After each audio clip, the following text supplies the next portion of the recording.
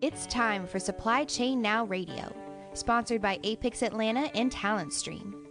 Broadcasting live from the supply chain capital of the country, Atlanta, Georgia, Supply Chain Now Radio spotlights the best in all things supply chain.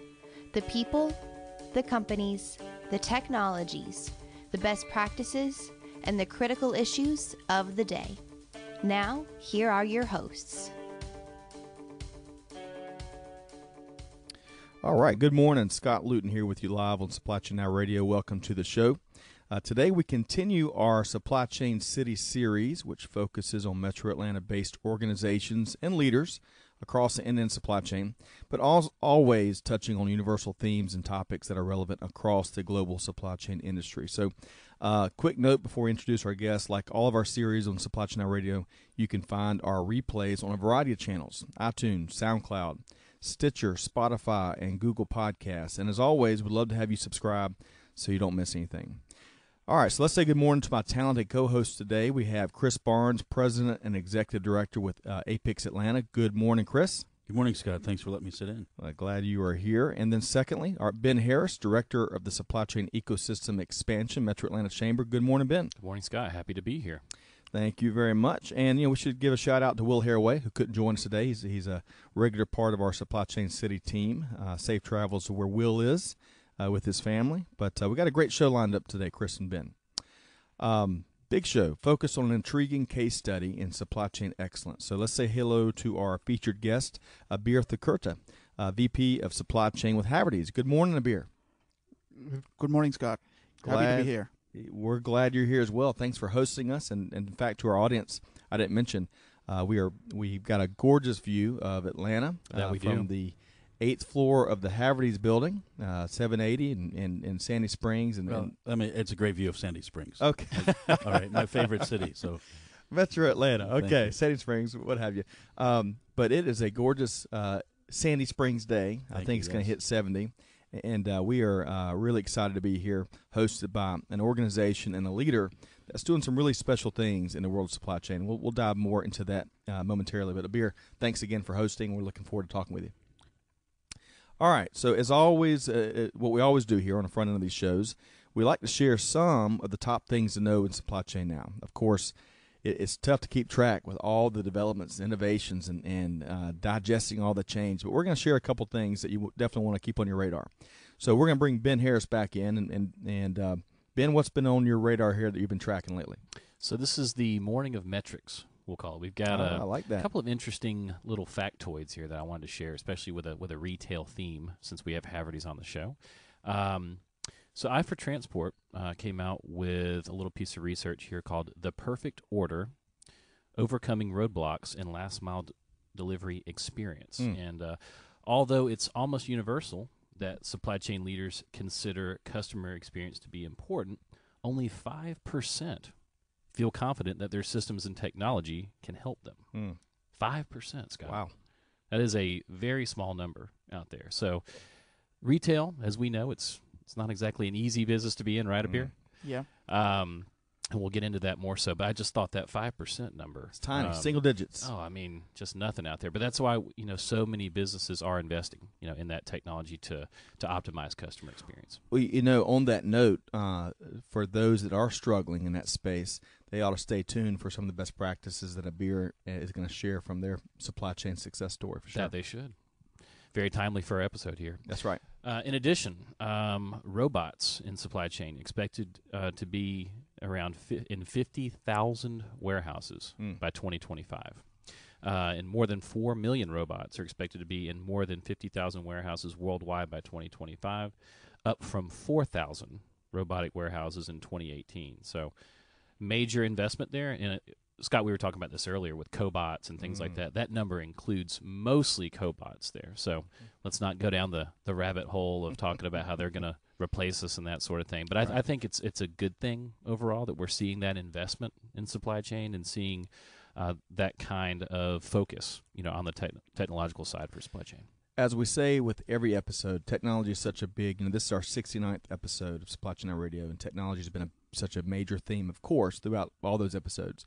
And the thing we say every time is that for folks that are in supply chain that are willing to learn and willing to take on new tasks and projects and initiatives, this should be an exciting time. They should not feel threatened, because the rapidly developing technology in supply chains can open up brand new doors that's going to be elevating, these folks that want to take the next step. So this is exciting to hear. Yeah, absolutely. And one thing to add there is the majority of the growth is really expected in Asia-Pac, like China, Japan, South Korea. And that's according, I wanted to give one shout-out to the folks who actually put this research out. ABI Research was the company who put this out. And I'm sure our friends at Gray Orange love hearing these things, especially with them, their worldwide headquarters being there in Singapore. So I think they've got the next. So their CEO of North America was on the show with us a year or so ago. Mr. Chris Barber. Yes, Chris Barber, fascinating guest, and we had some things lined up to for him to come back and maybe host an executive session or come back for another appearance.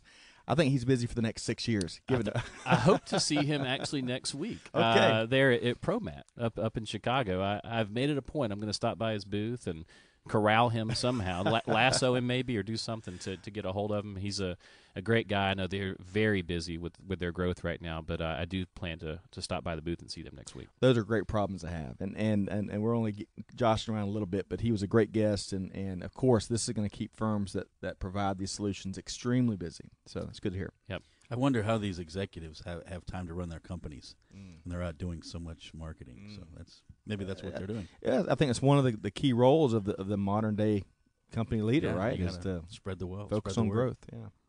So one other shout out, I think, Ben, as I'm peering over your shoulder there, because we love our friends at Supply Chain Dive. They've been great. It's one of the leading.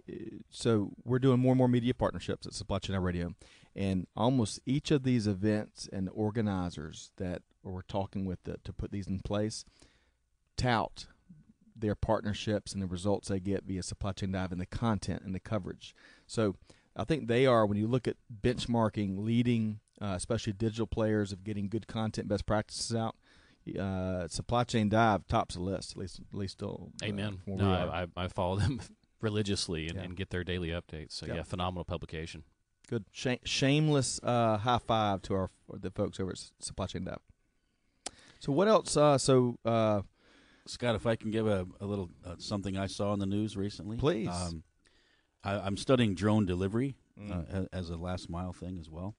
I was in Greensboro, North Carolina last week, and I saw UPS is doing drone delivery on the medical side, lab results. So I guess there's time is of the essence if your doctor needs to hear back about something. So and these are actual, not something they can send over the internet. So it's things they have to physically get back and look at. So and it's something that they were doing on a limited scale, delivering the lab results via the drones.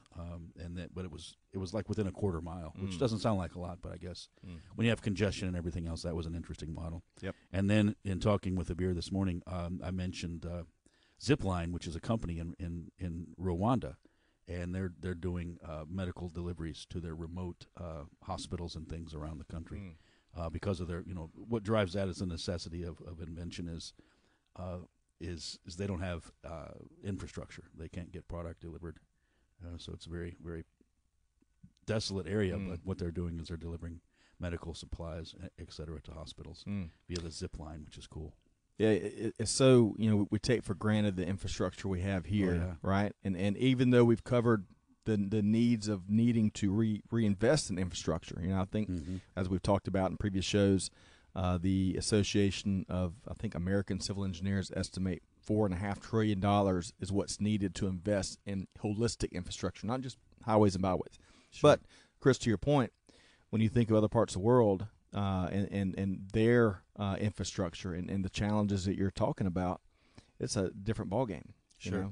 So stuff we take for granted here. Well, I also, in my nerdiness, I study the interstate system, Eisenhower interstate system. I think that's one of the things that's made our country, one of the powerhouses that it is, ability to get product wherever you need to get it through that network of 44,000 miles. And looking out our window, this is the center of one of the new interstate development systems in North Georgia, is the 400-285 interchange, which is going to take a couple years, but it looks fantastic in the design.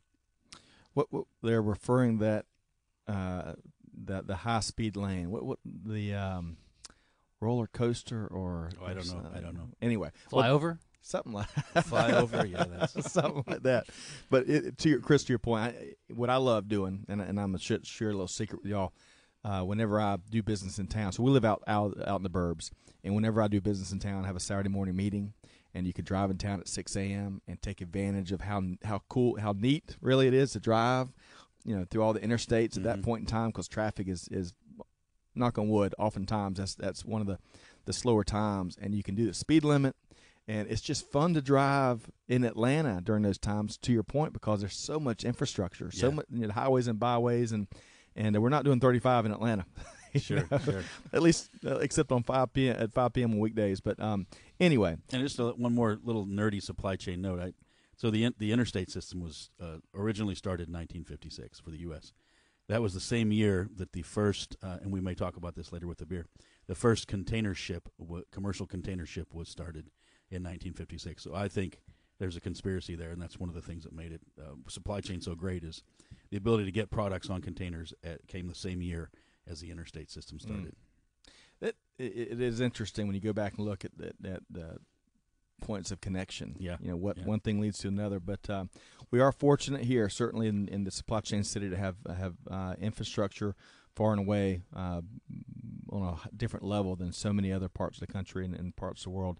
Ben, anything else on your radar before we move on to our featured guest? That's about it. There was one other note I wanted to say. It looks like automotive supply chains have been really more on the move. I know we kind of teased it a little bit last week, but there's actually a report that just came out here talking about how, especially in the Asia Pacific market, really hinging on what's going on in China right now with their trade policy. There could be a big shift. There already has been a shift. Now, Abir's nodding his head over here. We both agree there's been a big shift already out of China, for manufacturing. We're seeing a lot of that go to Malaysia, a lot of other Southeast countries, Vietnam and some other places right now. And I think that trend looks like it may continue, depending on what Xi Jinping in China depends on what they decide on trade policy. But right now, it looks like automotive supply chains are starting to kind of jockey for a position on kind of what their next move is. And I think we've even seen it in the U.S. We talked about Toyota and their continued investment here in the U.S. just recently also. Big expansion of their manufacturing facilities here in the U.S. So we could see additional kind of collateral effects from that. So, again, just something to keep on the radar, especially, Atlanta has become such a mecca around supply chain for automotive here. Kia being one of those. They actually just invested in another line, their new SUV. The name of the SUV just eludes me now. However, that was another big investment there. Is it the Pioneer? Oh, the new Kia. New SUV that they just came out with. Yeah. Malcolm and the research team I know. will be Where's on Malcolm? But so we'll come back to that.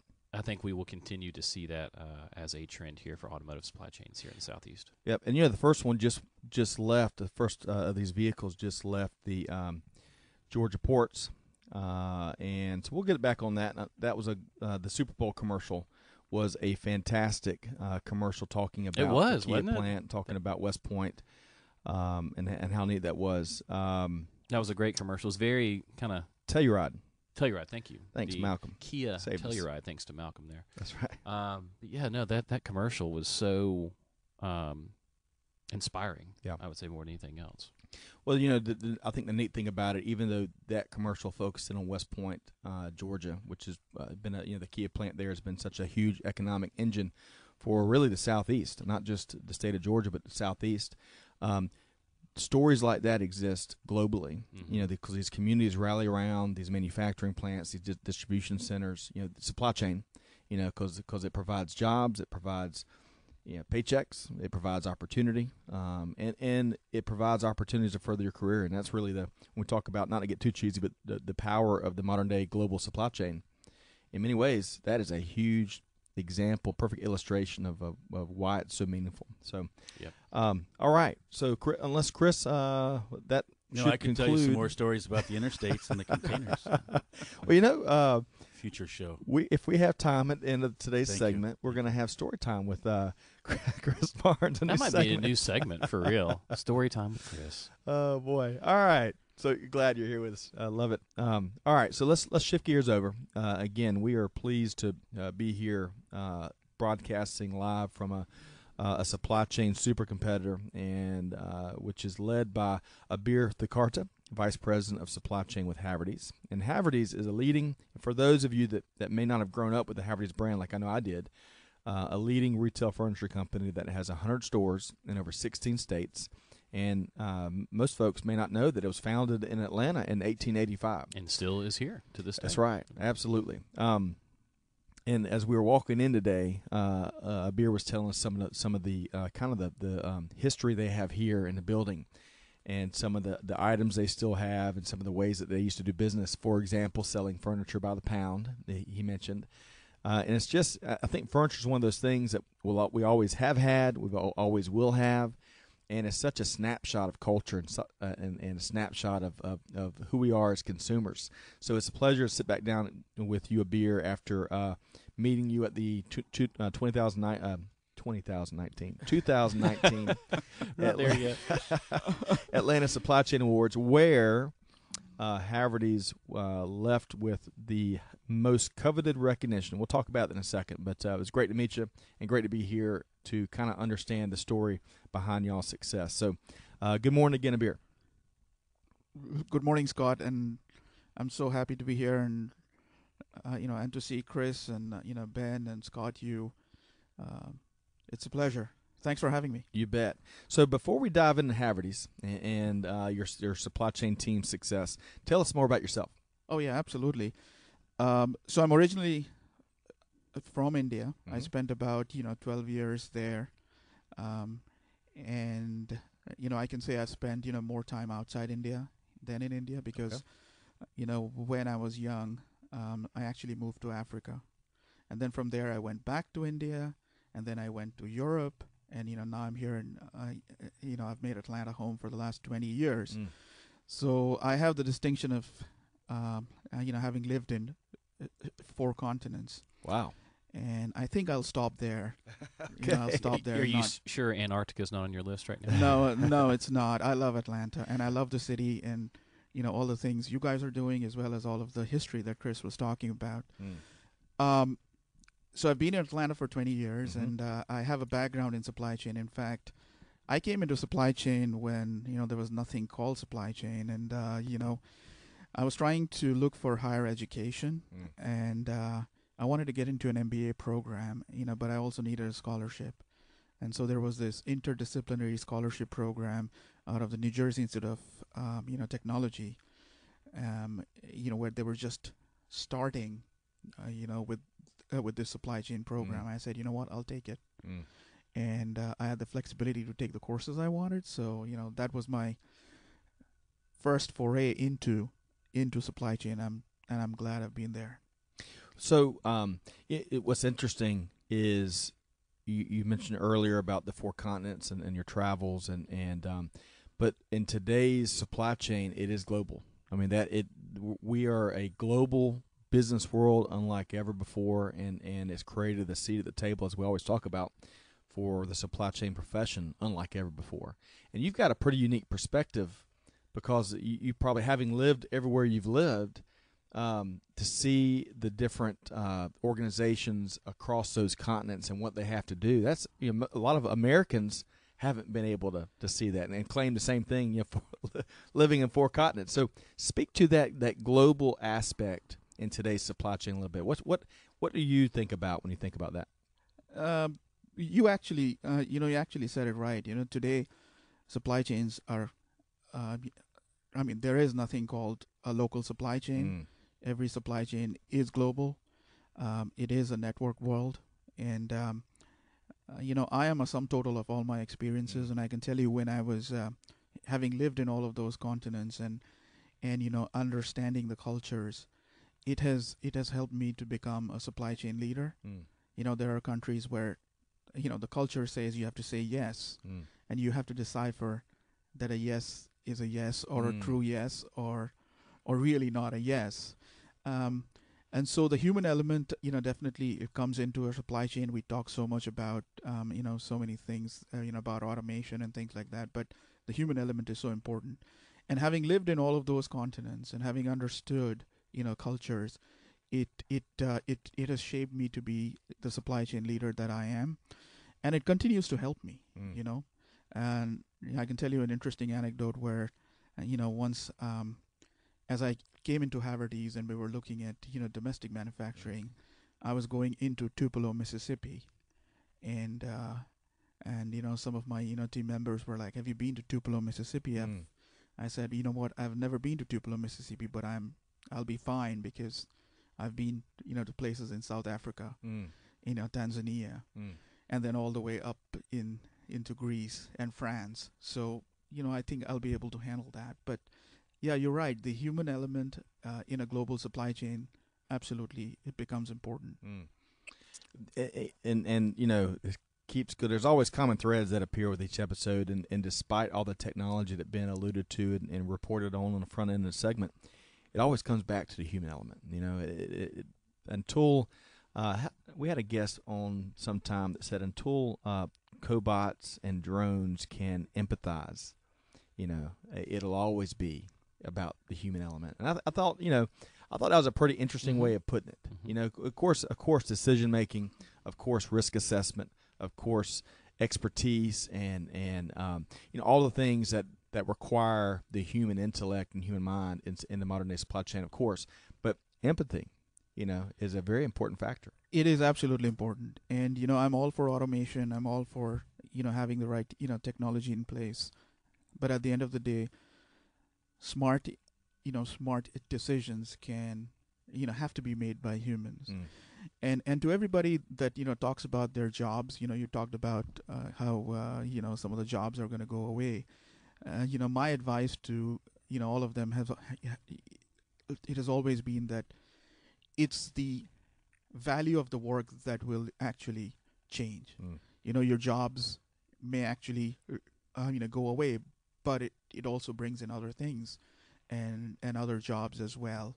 So you might actually, move away from doing the mundane, data entry work, but you're probably going to live in an exception-based world, and you have to manage exceptions. So your value increases as you kind of look at the human element. I love that. And automation, yeah. I love how you put that. And I should also, that previous quote about empathy, I should give some credit to Stephen Nottingham with Friend Design. I don't want to steal his perspective there, but I love how you put that. So let's shift gears a little bit, and let's talk about Havertys. And first off, if you could expound a little bit more on what the organization does and how it serves its customers, and then we're going to dive into supply chain here. Yeah, absolutely. Havertys, as you said, we've been around for 130 years. In fact, actually more. In fact, next year we're going to be celebrating 135 years of Havertys. And we started as an organization that looked at servicing our customer, and we're still that same organization at heart. We aspire to help customers, bring the vision of their home to life. I mean, that's our vision. And we're driven to delight our customers. And, every organization will talk about customers, and but at the core of Havertys, we do everything for our customer, whether it's personalized design, whether it's quality home furnishings, whether it's making sure we can, bring her vision of our home to life. That's our that's our goal, and we've been doing it for a long time. Also, as an organization, we value our associates, our shareholders. We are a public organization, and a small history there. We actually were listed on the stock exchange, on the New York Stock Exchange, around the same time as the Great Depression. We have an excellent executive team here that has been around for a long time, but also we have fresh infusion of executives that are coming in and looking at how we can take this organization to the next level and the next not sitting on your 100 laurels. years. Yeah, not sitting on your laurels. Yes. Keep raising the bar. We have to continue. We have to continue to move it forward. And we always believe that, from a supply chain standpoint, a world-class, customer experience requires a world-class supply chain to back it up. Because today, organizations don't just compete, amongst themselves. Their supply chains compete. And in the retail business, as you know, Ben, retailers don't compete just on products. They compete on their supply chains and the ability, to delight that customer across all of the different, channels becomes key. It's table stakes these days. It really Yes. is. So if we can, as we shift from kind of Havertys organization to supply chain, and we're talking with Abir Thakurta, Vice President Supply Chain with Havertys on Supply Chain Radio today. So I want to bring Chris Barnes back in. Ben and Chris and I and several other great folks served on the planning committee of 2019 Atlanta Supply Chain Awards. But Chris Barnes had probably the toughest job. He served as the chair of the judges panel. And in the first year event, we really had a lot more nominations than we had anticipated. Mm-hmm. And the recognition, Chris, I'm going to let you tell the story. If you would, share with our listeners what we recognize Havertys with and the story behind that story, and then we're going to dive more into the secrets of their success.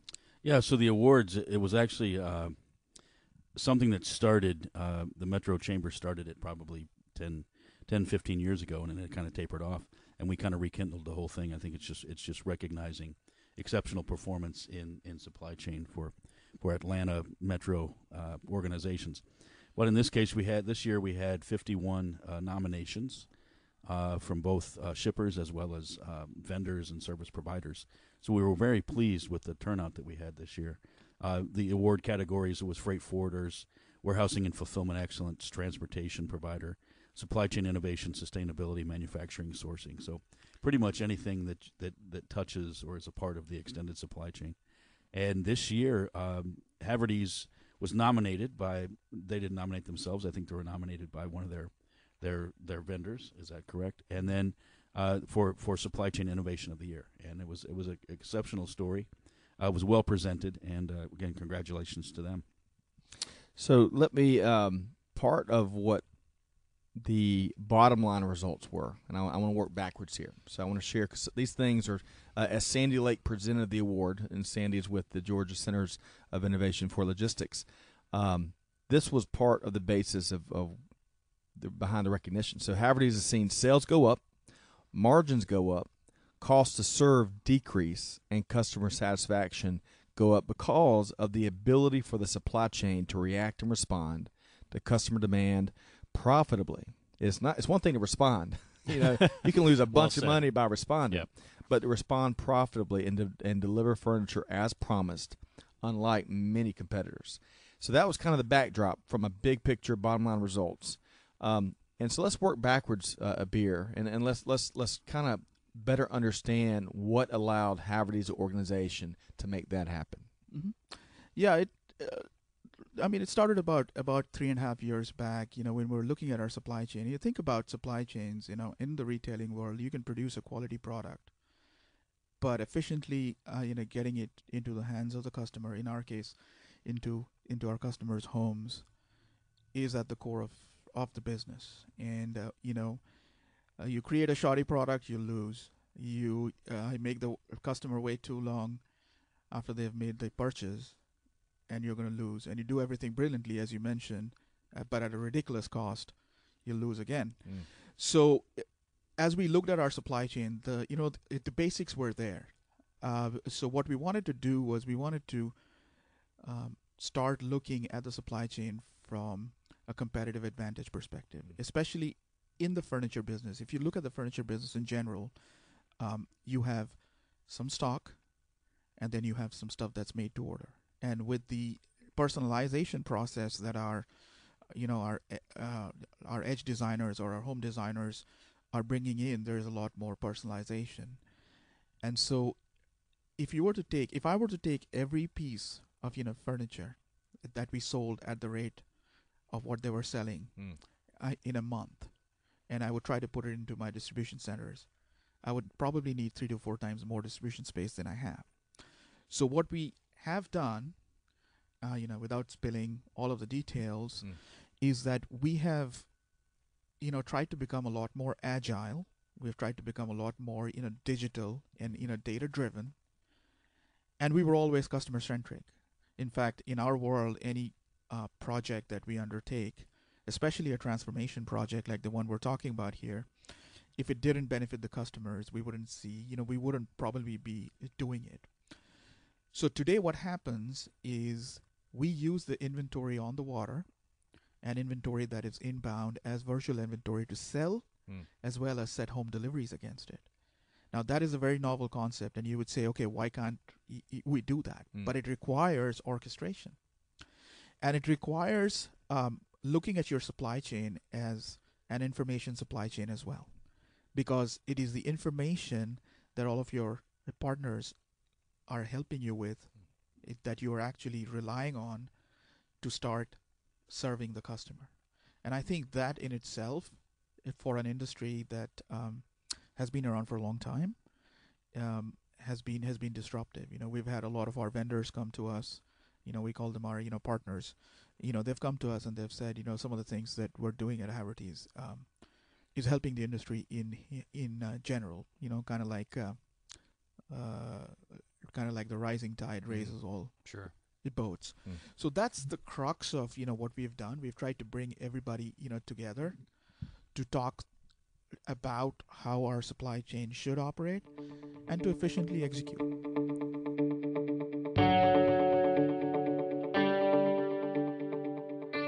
This episode of Supply Chain Now Radio is brought to you by Apex Atlanta, an association for supply chain management organization. Apex Atlanta provides supply chain thought leadership, networking, and certification opportunities for supply chain professionals and companies in the Southeast. Consider getting involved with Apex Atlanta as a volunteer or general guest. Student memberships are free and the networking opportunities are numerous. Supply chain certification workshops can be delivered at your offices and are also offered through a partnership with Georgia Tech Supply Chain and Logistics Institute. In 2019, CSCP and CLTD workshops are offered in a 2.5-day boot camp format in June and October. Whether you're interested in better understanding inventory management and planning fundamentals, end-to-end supply chain management concepts, or logistics, transportation, and distribution, Apex Atlanta has something for you. For more information on the workshops, the certifications, or area networking opportunities, check out apexatlanta.org or send a note to info@apexatlanta.org.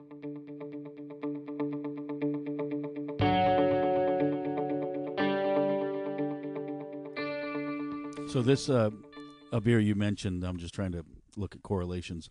You talked about this transformation has been going on for about 3.5 years. And how long have you been with Havertys? About 5 years now. So are you kind of involved in the whole strategy and yes, and developing kind of what the change needs to be? Yeah. Yes, one of the things we did when I came on board was look at our supply chain and look at areas and put together an agenda, which at that time we called Supply Chain 2020, and now we've reframed that to Supply Chain 2025. There are a lot of things to do, and it's a journey, as you guys all know.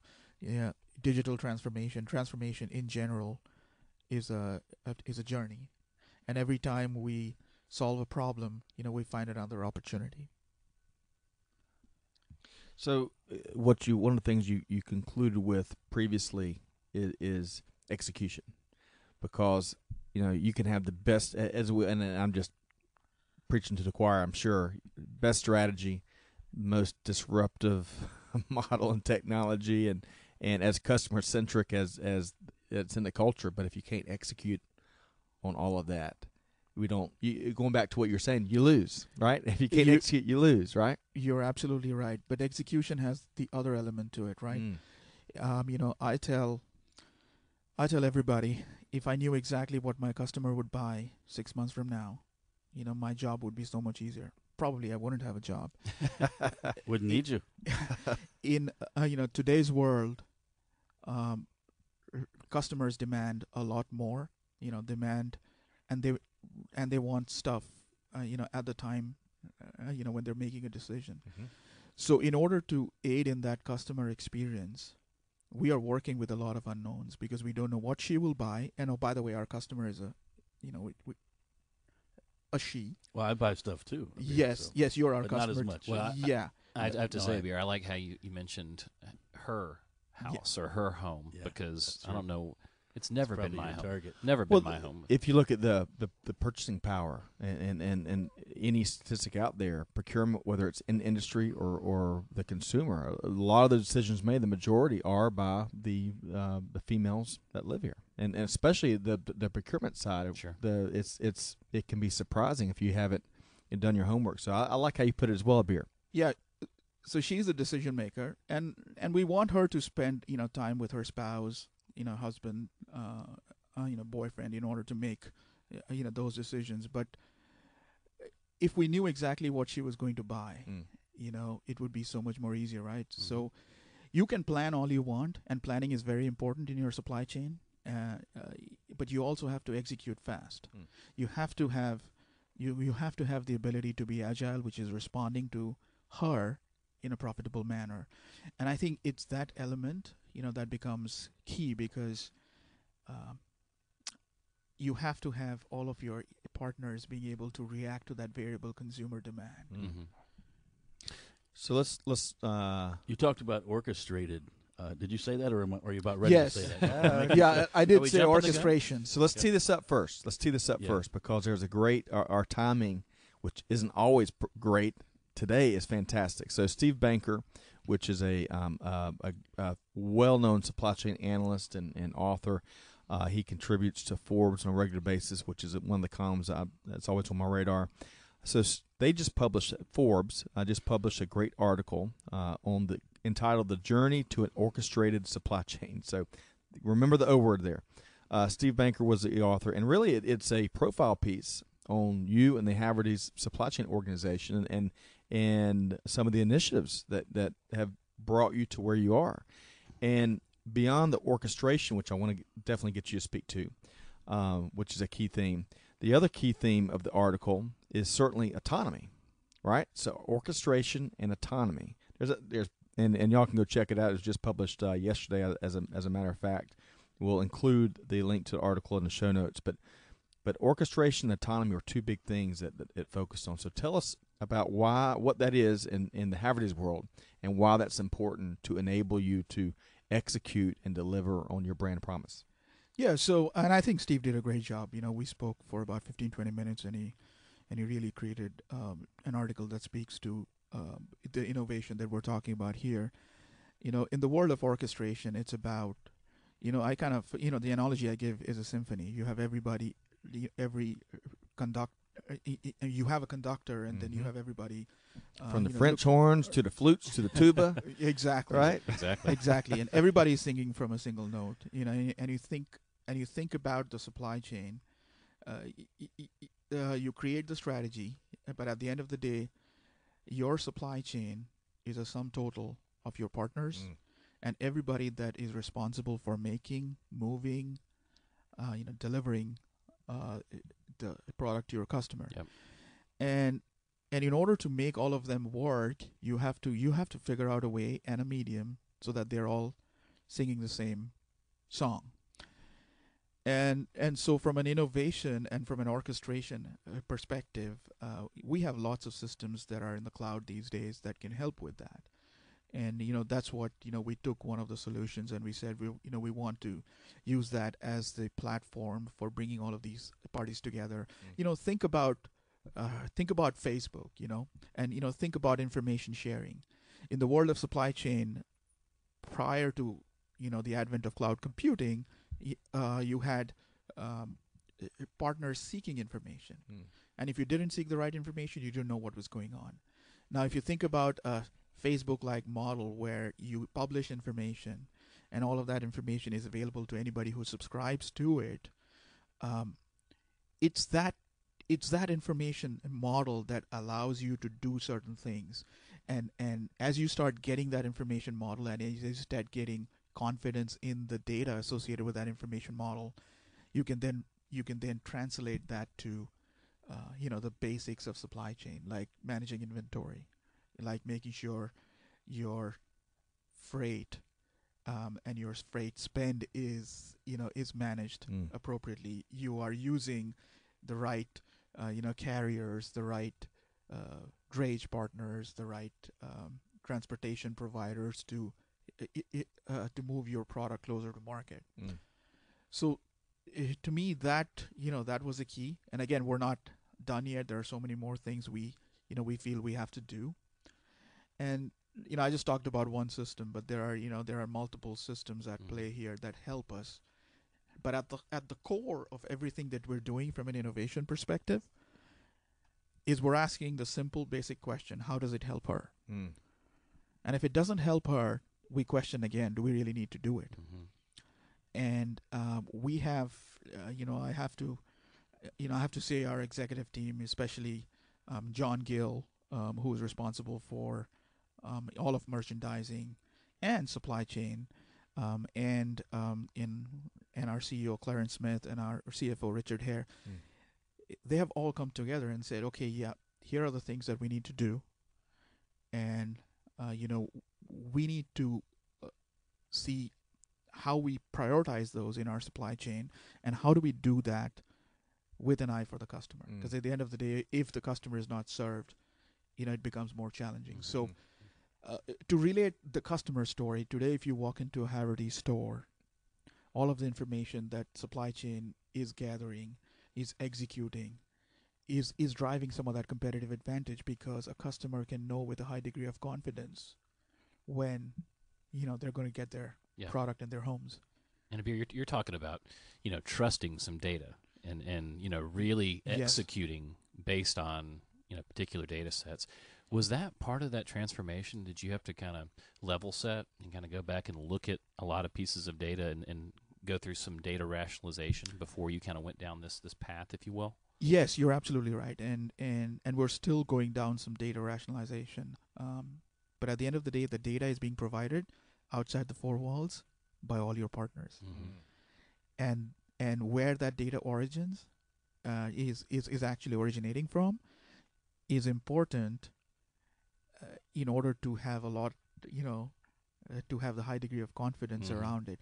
So we couldn't do this without our partners. We couldn't do this without our factories. We couldn't do this without our vendors. We couldn't do this without our carriers. And, we had to bring them along and say that, sharing information is good, because not only does it help us win, it helps you win too. Absolutely.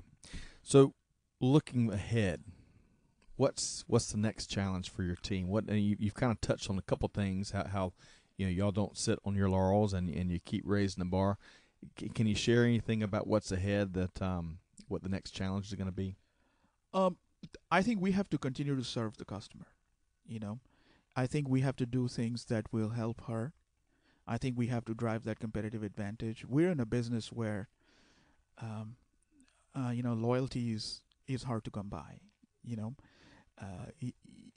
We typically don't do loyalty programs because 53% of our customers never come back. Really? Interesting. Yeah, if you sell them a quality a piece of furniture, and furnish one of their rooms, you're hoping that the next room comes to you. Sure. But with the kind of quality we have at Havertys, those things will last a lifetime. So you're not in the business of replacing furniture, but you're in the business of trying to refresh our home.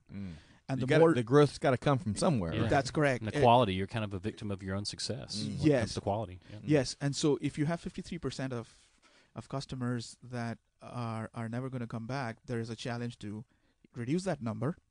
But there is the other challenge of having 47% of them have the right experience, including the 53 too. If you don't have the experience, they're never going to come back. Right. So you have to have that. You have to have that experience. And in our business, home deliveries are key, because that's the last mile. That's the last touch point a customer has to Havertys. So you might do a great job of selling her a product and her vision for her home, but at the end of the day, if you don't, deliver, that's a big touch point. It is a big touch point, because she's letting you come into your house, into her house. Also, financially, we don't recognize revenue until we deliver. So there you go. So there's your big business case. There you go. There's your driver. Yeah, Abir, what are you doing?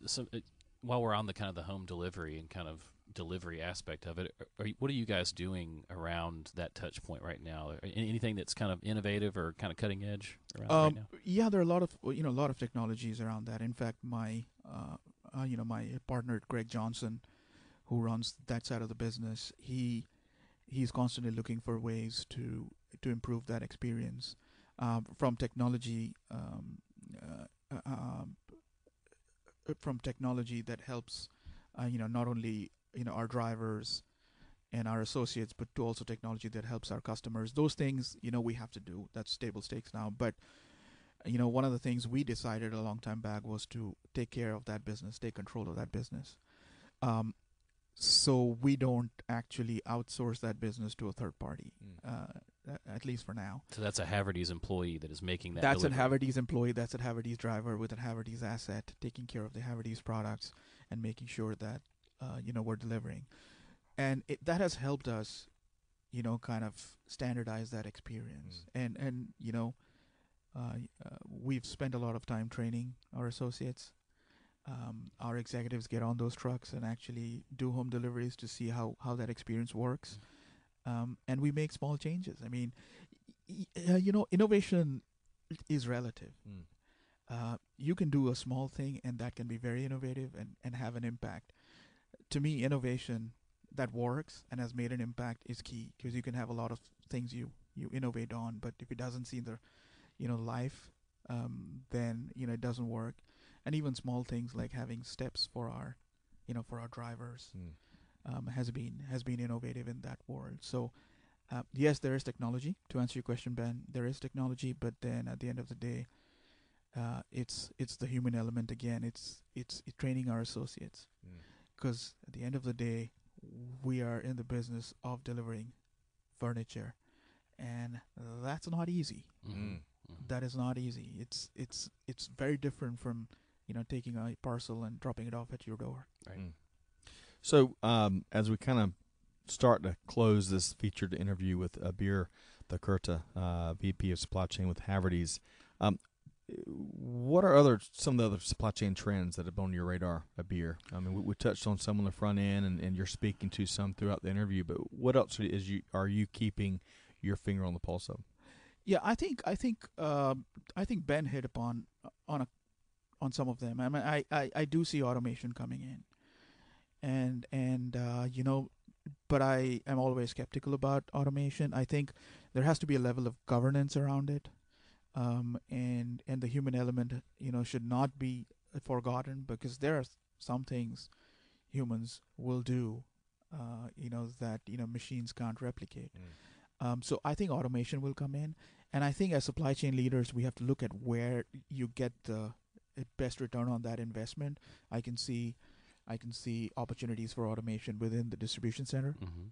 I can see opportunities for automation in some of the information gathering that happens. I think machine learning is an interesting area. That's an area that we should be looking at. We're looking at, but I'm relying on my technology providers and my service providers to come to me with the advice, and then I'm taking a look at that and saying, is that something that again will help her or not? Practical application. So, speaking of practical applications, let me put on my APICS and Association for Supply Chain Management glasses, or microphone here. So, you've talked about orchestrated supply chain, and I'm going to call that collaboration across the supply chain, which is for any APICS students listening, that is a fundamental concept for studying the CSCP or the CLTD. So, extended enterprises.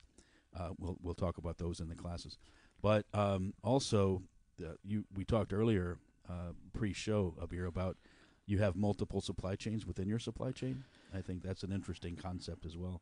Yes, and again, supply chain serves the business, and the business and the consumers and our customer drives those businesses. So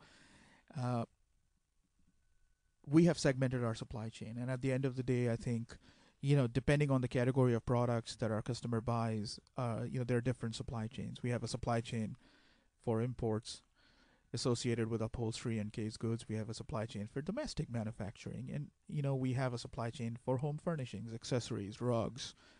We have another one for bedding, mattresses, and pillows, and they all operate with different dynamics.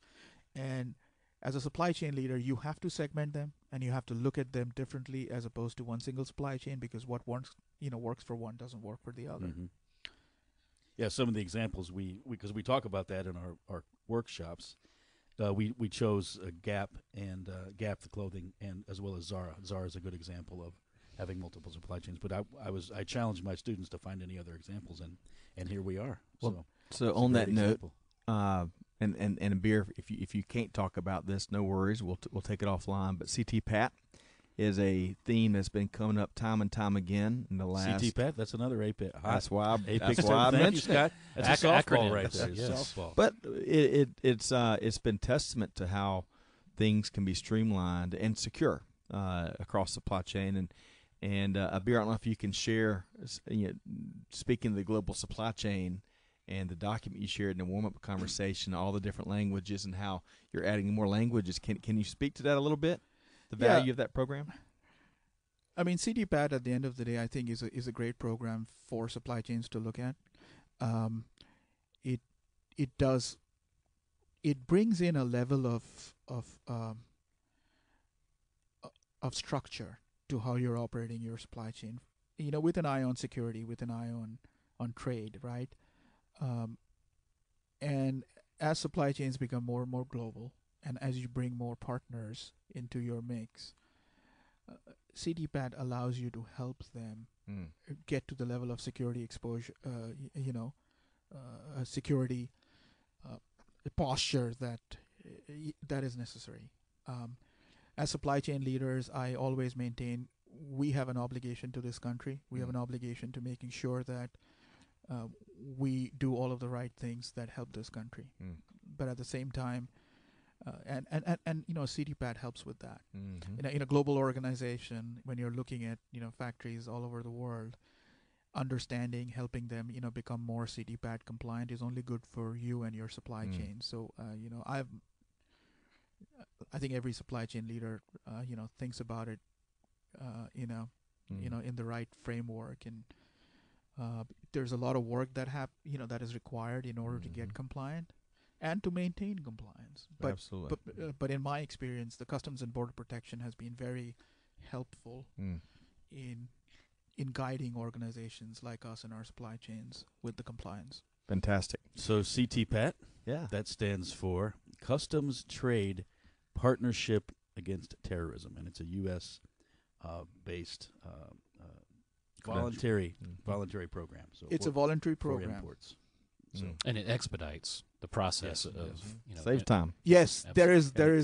there's a big business case for it. Yes. So yes. And for anyone studying for the CLTD, this is a free one. There we go. And CSCP. CSCP. Oh, is it CFC? Well, I'm not giving them any trade secrets. It's in the APIC's body of knowledge. No, this is part of it. This is it part should of be. You should study it. This is part of it. So, one last question, Abir. So, how can folks get in touch with you, or get in touch and learn more about the Havertys organization? Well, we have about 120 odd storefronts. Come in, meet our associates, understand what we sell. See if you need to furnish your home. Bring her in, and then as far as supply chain is concerned, shoot me a line. supplychain@havertys.com. We're always interested in understanding, what we could do better, and we're always listening to our customer. And you seem to be we give regular keynotes. I think the basis of the Forbes article was a trade show of sorts, maybe an Infor show. So you're out sharing that story a good bit, which you should be. You should be proud. I think we've got to celebrate the fellows we put in our hat, right?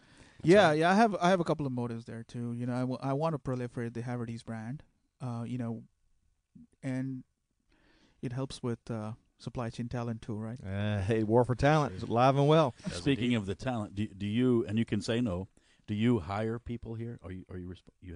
Yes. Do you hiring for? Yes. So I'm sending my daughter off to college, so this is a loaded question for me. What skills do you look for when you're hiring people? To me, somebody in supply chain has to have a very open mindset. They have to be able to understand and appreciate the 50 things that are happening at the same time. As I say, supply chain happens. You come in every day, and stuff happens. So to me, you have to have an open mindset. The first thing, the attitude, trumps everything. The aptitude helps. Having some analytical skills help. An appreciation for technology helps, because today supply chains have a lot of technology. But then also having the ability to do supply chain 101, walk the distribution floor, see what's going on. Be willing to do that too, right? Yes, be willing to do that. Very often we get a lot of young talent coming in, very bright talent. And when they come into Havertys, the first thing I do is I say, you need to go walk the stores, you need to go walk the distribution centers. You need to see how things are getting received. You need to see how stuff is moving in and out, so that you can get an appreciation of even the simple things, Yep. Excuse me. I was having dinner with a manufacturer Monday, and regardless of what they hire for, regardless of what the individual's function and position is going to be, their first three months, they place them in all aspects of the manufacturing operation, from AP to to warehousing and shipping to production. And I thought that was such a neat approach, number one. But number two, as we're seeing, especially the talent coming out of schools now, that they want that understanding, kind of big picture and the different and the rotation programs. This is something that are motivating factors for a lot of folks in these the folks coming out of college now. You are absolutely right. One of the best things that I tell everybody that happened to us in the world of supply chain is the rise of Amazon. It kind of made everybody realize that supply chains can have a lot of effectiveness and can actually drive the business. And I'm testimony to that. I'm working here in an organization that values what supply chain does. And to everyone out there who thinks, this is just logistics, it's actually not. It's actually driving the business. And to every young, supply chain, student, what I will say is, embrace it, understand the basics, and come on with an open mindset, because we all need you. Love it. Love it. What a great way to kind of wrap up this interview here. And of course, you can learn more about Havertys at havertys.com, Havertys.com. And we've been speaking to Abir Thakurta, Vice President Supply Chain with Havertys. And congratulations on all of your success and recognition, you and your team for sure, and the organization. Thanks for being a part of the 2019 Atlanta Supply Chain Awards. You've set the bar for a lot of those, in the hotly contested Supply Chain Innovation of the Year category, which, as Chris mentioned, that was the most hotly contested category. And we continue to speak with folks that didn't win, that they're going at really it next wanted year. That one. Yes, they're going at it next year. So thanks so much, Abir. Really appreciate it. I think it's great for the city of Atlanta. Yep. I think it's great for Georgia. That we're seeing so much hashtag supply chain city work. Hey, I like that. That's happening. And again, thank you for the opportunity.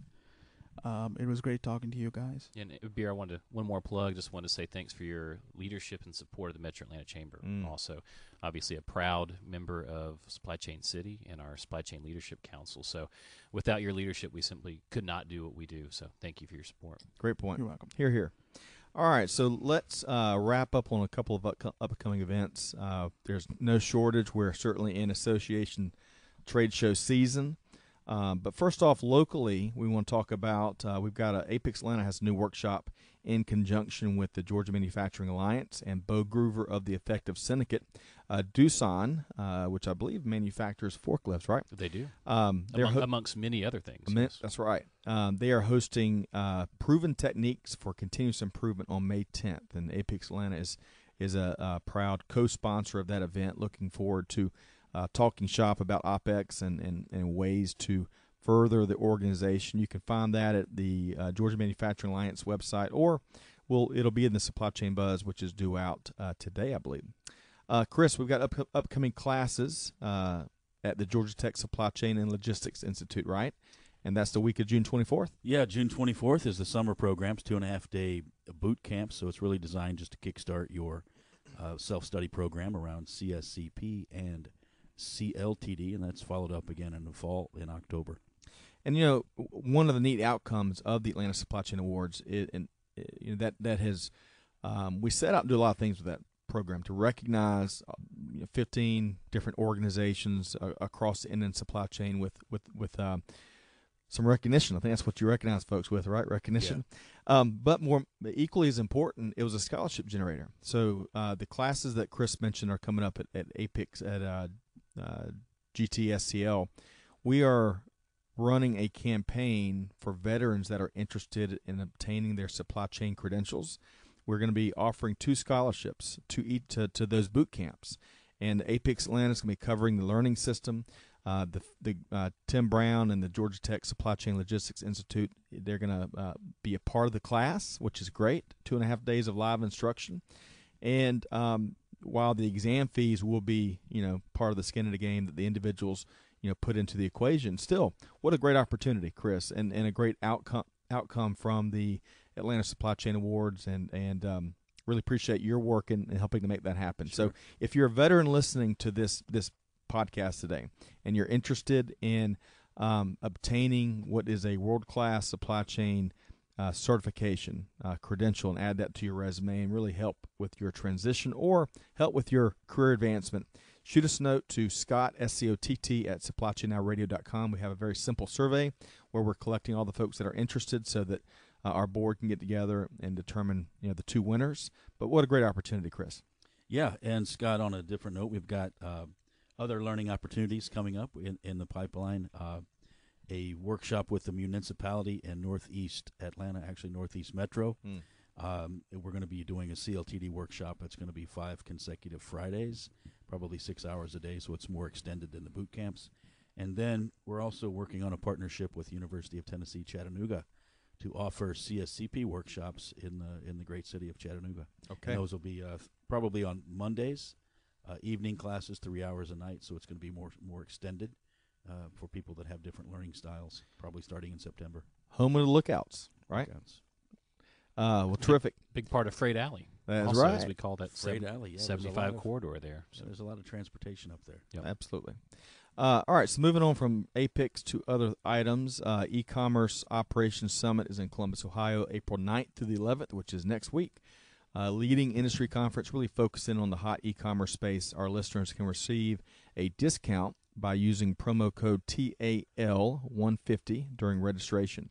You can learn more at operationssummit.com, and we're a proud media partner of that event. In May, the Association for Manufacturing Excellence is coming here to Atlanta to host their 2019 Lean Summit. Great speakers, best practice sharing, networking, all dialed in on the world of manufacturing. That's in Atlanta? That'll be a great event. It's in Atlanta, and we're serving as a media partner, and we're broadcasting live the evening of the first day. Okay, super. So neat event there. You can learn more at ame.org. And then EFT, which Ben touched on, I think we've all touched on at some point during the day, warm-up or during the live podcast. We are proud media partners of EFT's 3PL and Supply Chain Summit in Atlanta, June 10th through the 12th. We have a home run lineup of speakers from Land O'Lakes, UPS, Uber Freight, Cisco, you name it. We're broadcasting live, which we recently confirmed, and we're being sponsored by Becker Logistics, which we're excited about. Jim Becker was a previous guest, and we're glad to be partnering with them as we broadcast live over the 2 days, June 11th and the 12th in particular. You can check out EFT.com for more details, or, of course, send us a note to supplychainnowradio.com, and we'll get you more information in whatever links you're after. Okay, so big thanks to our guest today. Again, Abir Thakurta, Vice President Supply Chain with Havertys. Abir, thanks not only for joining us, but thanks for hosting. You're welcome, guys.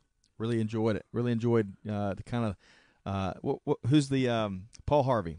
Now you know the rest of the story, and really, live it today. We kind of understood now what some of the secrets behind the Havertys success. So thanks for taking time to share. And just quick, that article comes out today. We talked about yesterday. Yeah, it was live yesterday. Yeah. And where can we get it again? It's on Forbes.com. Okay. Yep. And we'll include that link in the show pages. So for any listeners, we'll make sure you have easy access to that.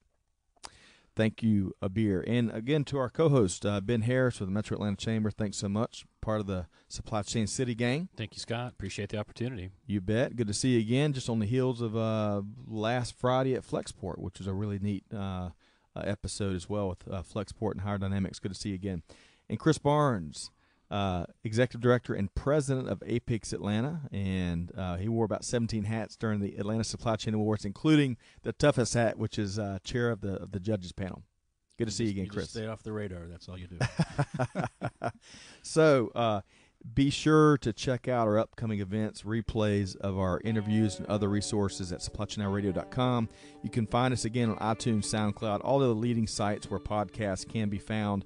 Be sure to subscribe so you don't miss anything. On behalf of the entire Supply Chain Now Radio team, this is Scott Luton wishing you a wonderful week, and we'll see you next time on Supply Chain Now Radio. Thanks, everybody.